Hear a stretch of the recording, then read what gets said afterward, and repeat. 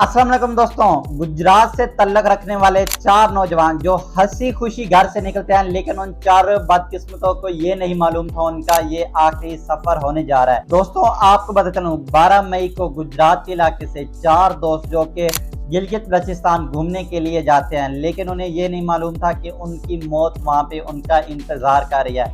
12 मई को निकलते हैं, 16 मई को लास्ट टाइम उनका घर वालों से राब्ता होता है और लास्ट टाइम वो उन्हें बताते हैं कि हम गिलगित बल्चिस्तान से आगे स्कर्दू रवाना हो रहे हैं। सुबह नाश्ते के टाइम उन्होंने घर पे राब्ता किया और राब्ता करने के बाद वहां से रवाना हो गए। लास्ट टाइम उनकी गाड़ी जो देखी गई वो सस्सी रोड पर, टाइम था उस टाइम 10:37 पर उनकी गाड़ी की सीसीटीवी फुटेज देखी जा सकती है। उसके बाद उनसे राब्ता नहीं हुआ घर वाला का। घर वाला यही समझते रहे क्योंकि वहां पे नेटवर्क इशू होता है, क्योंकि गिलगित बल्चिस्तान में सिर्फ और सिर्फ एक नेटवर्क के सिग्नल होते हैं, वो भी एसकॉम।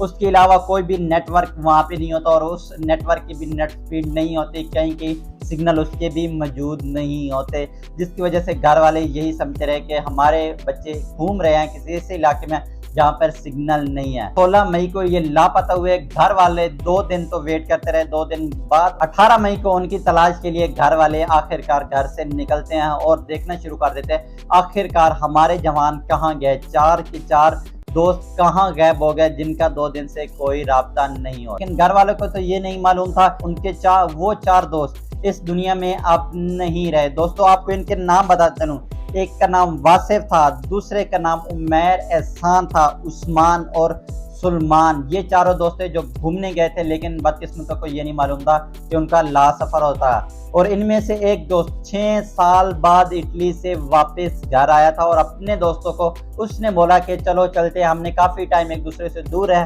अब हमें जाना चाहिए घूमने के लिए और अच्छा टाइम स्पेंड करना चाहिए, हमें यादें बना के आनी चाहिए। वहाँ पे लास्ट टाइम इन्होंने घर वालों को पिक सेंड की, लेकिन उसके बाद ऐसे गायब हो कि 24 मई को इनकी जाके गाड़ी एक गहरी खाई से मिलती है। उस गाड़ी का, उस खाई का और रोड के दरमियान जो फासला है 500 मीटर बताया जा रहा है फासला, और दरिया सिंध के किनारे गाड़ी पड़ी हुई है। अगर थोड़ा सा भी और आगे जाके गाड़ी गिरती तो दरिया सिंध के अंदर गिर जाती, जिसकी वजह से इन चारों की लाशें मिलना नामुमकिन थी। लेकिन अब इनकी लाशें मिल गई हैं, लेकिन अभी तक निकाली नहीं गई। रेस्क्यू ऑपरेशन भी शुरू हो चुका है इनको निकालने के लिए। 3 दोस्त गाड़ी में ही दम तोड़ गया, जबकि चौथा दोस्त साथ आप देख सकते हैं पत्थर के ऊपर पड़ा हुआ। उसकी क्या सिचुएशन होगी उस टाइम, उसकी क्या हालत होगी, जिसका बाजू टूट चुका होगा, जो खुद जख्मी होगा, 4 दोस्तों की लाशें अपने सामने देख रहा होगा और जो खुद को भी मौत के सामने देख रहा होगा, मौत उसके सामने खड़ी होगी, उसकी क्या उस टाइम सूरत हाल होगी। उस टाइम वो सिर्फ और सिर्फ घर वालों को सोच रहा होगा, अपने दोस्तों के बारे में सोच रहा होगा। उसको पछतावा हो रहा होगा कि हम काश इस सफर पे ना आते, हम कोई ऐसी गलती ना करते जिसकी वजह से इतना बड़ा हादसा पेश आता, जिसकी वजह से मेरे 3 दोस्त आज मौत के मुंह में न जाते।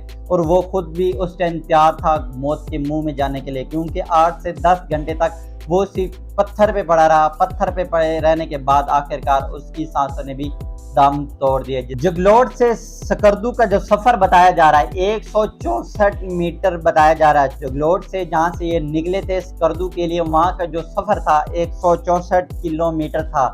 और इनकी जो गाड़ी जाके गिरी है वो दरिया सिंध के किनारे जाके गिरी है, जो रोड से तकरीबन 500 मीटर नीचे गहरी खाई में जाके इनकी गाड़ी गिरी है। और ये पहला ऐसा वाक़या नहीं यहाँ पे पेश आ रहा है। यहाँ पे हर रोज, हर दूसरे दिन, आए दिन यहाँ पर इतने हादसा होते हैं, क्योंकि यहाँ का रोड इस तरह है, यहाँ की इस तरह की सिचुएशन है। वहाँ के एक रोड इतने गंदे हैं और ऊपर से खाई के बिल्कुल साथ साथ रोड जा रहे होते हैं, जिसकी वजह से यहाँ पे चलना मुश्किल नहीं नामुमकिन होता है। और ऐसे ही सफर पे और ऐसे पहाड़ी इलाकों में जो घूमने जाते हैं, उनको पहली बात तो है कि एहतियाती तदबीर इस्तेमाल करनी चाहिए और उन्हें हिफाजत करनी चाहिए अपनी और अपने घर वालों की। पहली बात तो नौजवानों को ऐसे भेजा ही ना जाए किसी सफर पर, क्योंकि नौजवान खून है, नौजवानों को कुछ नहीं पता चलता, वो जिद में रहते हैं कि हम कर जाएंगे, जिसकी वजह से इतना बड़ा हादसा पेश है। अगर आप लोग भी ऐसे किसी सफर पे जाते हैं तो उसी इलाके का कोई ड्राइवर रखें जिसे मालूम हो वहाँ की रोड की सिचुएशन, जिसे मालूम हो गाड़ी कैसे चलाई जाए, और वहाँ पे जो गाड़ियाँ इस्तेमाल होती है उन्हीं गाड़ी को ज़्यादातर यूज़ किया जाए, जबकि आप यहाँ की लोकल गाड़ियों को प्लीज़ वहाँ पे यूज़ ना करें, जिसकी वजह से आपकी भी जान हिफाजत में रहेगी। नेक्स्ट टाइम ऐसा कोई बड़ा हादसा ना हो, इसलिए हमारी हुकूमत को भी चाहिए वहाँ पे रोडों को बेहतर करना चाहिए और आमदोरफ्त को बेहतर बनाना चाहिए, जिसकी वजह से इतने बड़े हादसे पेश ना आए। आज 4 जवान गए, कल को कोई और जवान न जाए और कोई बड़ा हादसा पेश ना आए। उम्मीद है आपको ये वीडियो बहुत अच्छी लगी होगी। इस तरह की वीडियो देखने के लिए मेरे यूट्यूब चैनल को लाजमी सब्सक्राइब करें। मिलते हैं अगली वीडियो में, अल्लाह हाफ़िज़।